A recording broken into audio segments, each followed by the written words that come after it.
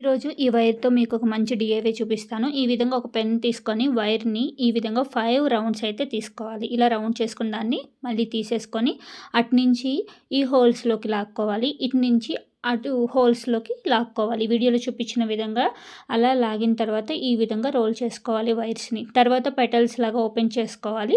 నీట్‌గా flower shape వచ్చేలాగా ఒత్తుకుంటూ. ఇప్పుడు ఫ్లవర్ అనేది రెడీ అయిపోతుంది. ఈ విధంగా నేను ఒక 3ని తయారు చేసుకున్నాను. తర్వాత ఒక చిన్న గిన్నెని తీసుకోండి. ఈ విధంగా ఫెవికాల్ పోసేసుకొని ఇలా ఫ్లవర్‌ని డిప్ చేసుకొని తీసుకోవాలి. తీసుకొని ఆరబెట్టుకుంటే ఒక 3, 4 అవర్స్ తర్వాత ఈ విధంగా తయారవుతుంది. తర్వాత మనకు నచ్చిన నెయిల్ పాలిష్‌ని అయితే కలర్ చేసుకోవచ్చు. ఈ విధంగా కలర్ చేసుకుంటే మనకి ఫ్లవర్స్ అనేది రెడీ అయిపోతాయి. ఎంత క్యూట్‌గా ఉంటాయో హెయిర్‌లో పెట్టుకుంటే. నాకైతే చాలా బాగా నచ్చినాయి. మరి మీకు ఎలా అనిపించిందో కామెంట్‌లో అయితే చెప్పేయండి.